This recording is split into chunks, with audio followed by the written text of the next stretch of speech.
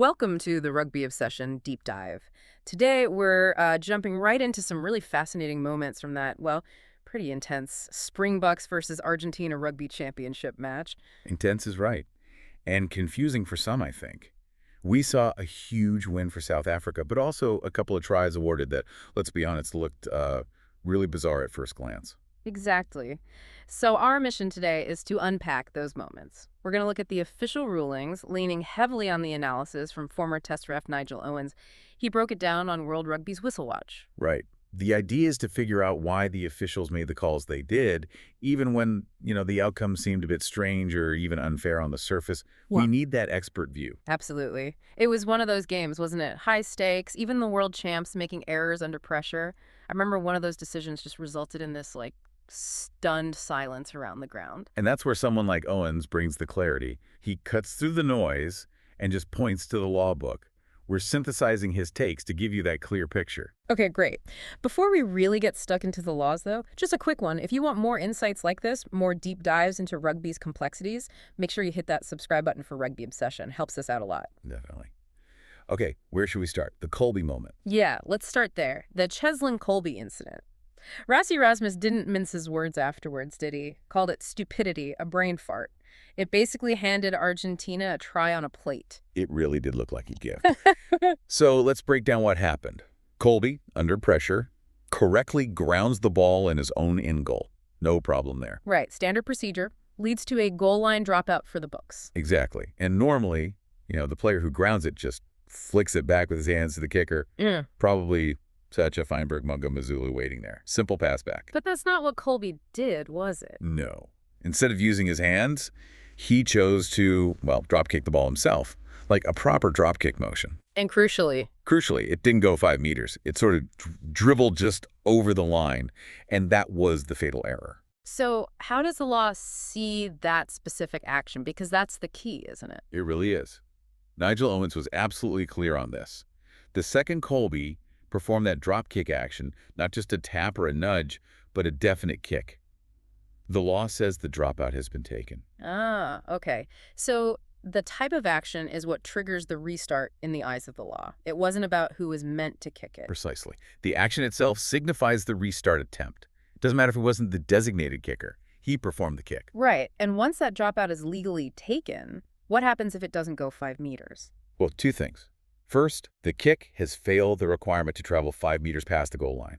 Second, because it failed, the ball is live. But advantage applies to the non-offending team, Argentina. So they can just pick it up and play. Yeah. Or opt for a scrum. Exactly. They get the choice.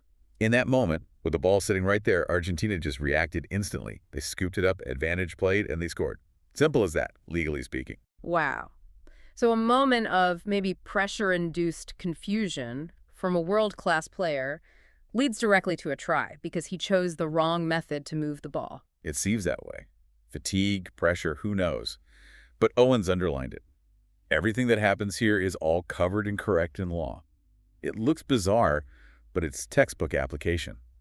But Owens did offer a little twist, didn't he? A sort of what-if scenario where it might have been disallowed. He did, yeah. Yeah. And this is where it gets into the slightly subjective side of refereeing, into assessing intent. Okay, explain that. What was the potential out? Owens suggested that if the referee had judged Kolbe's action differently, if they thought he was genuinely just trying to nudge the ball, like pass it with his foot, to his teammate just a yard away, not attempting the actual restart. Then the referee could have decided the dropout hadn't actually been taken. Potentially, yes. They could have said, no, that wasn't a proper attempt. Let's bring it back. Let the designated kicker take it properly.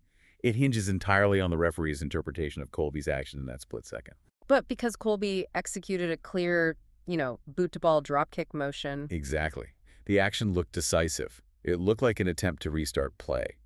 So the referee went with the strict letter of the law. Dropout taken, failed to go 5, advantage Argentina, try. So that stunned silence was met with a decision that was, while maybe feeling weird, absolutely legally sound based on the action performed.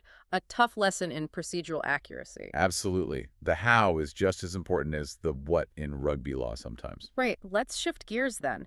From a kind of mental or procedural error to one rooted in physical pressure and illegal actions. The second big call.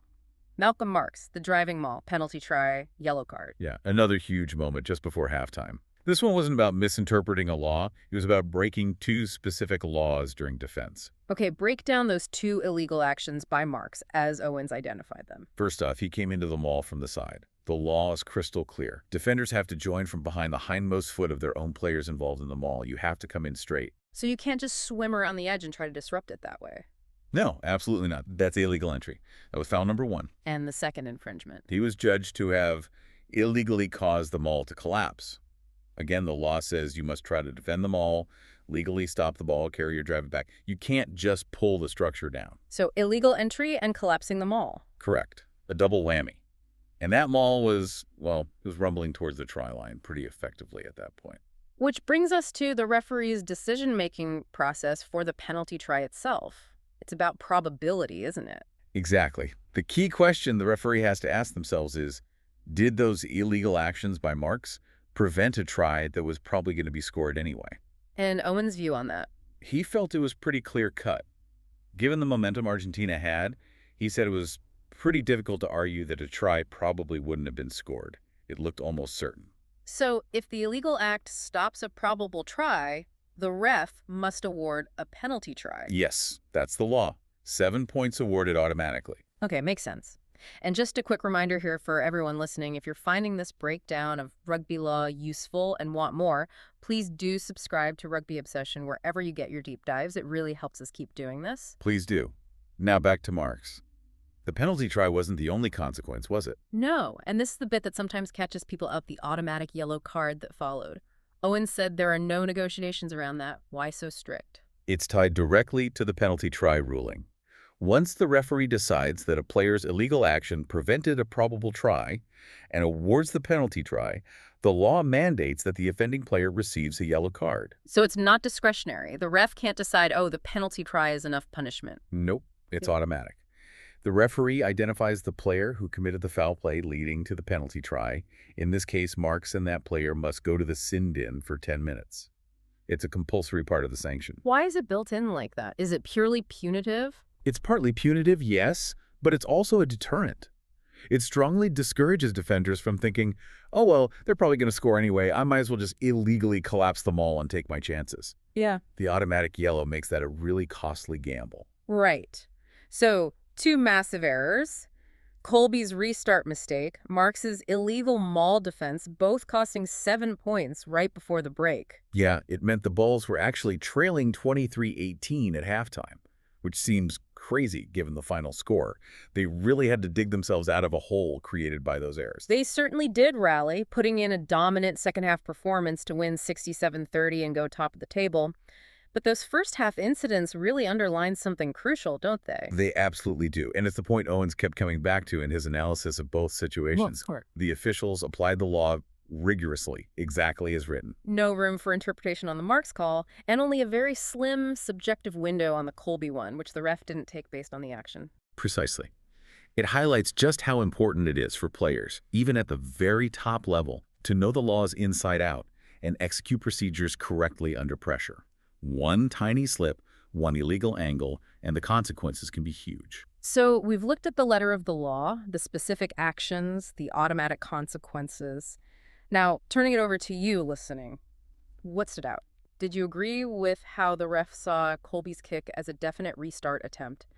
Did the automatic nature of Marx's yellow card surprise you? Yeah, we'd genuinely love to hear your thoughts on this. How do you feel about these laws being applied so strictly in moments like that? Let us know. And as we wrap up, maybe one final thought to chew on, something that sort of connects back to that Kolbe situation and the idea intent versus action. Right. Owens confirmed the law was applied correctly based on the action. But the very fact he raised the possibility, however slim, that a referee could have interpreted Kolbe's intent differently. It highlights that ongoing tension in rugby, doesn't it? The strict letter of the law versus maybe the spirit of the game. Yes. Exactly. When does a referee stick rigidly to the book, even if the outcome feels slightly absurd? And when is there room, or should there be room for discretion, to avoid a result that seems, well, disproportionate to the mistake? It's a question that never really goes away in rugby officiating, I suppose. Something for us all to ponder. Definitely keeps things interesting. For more essential deep dives into the world of rugby, all the debates, the laws, the moments that matter, be sure to subscribe to Rugby Obsession. Thank you for listening to the Rugby Obsession Deep Dive, and we will look forward to you listening to our next episode.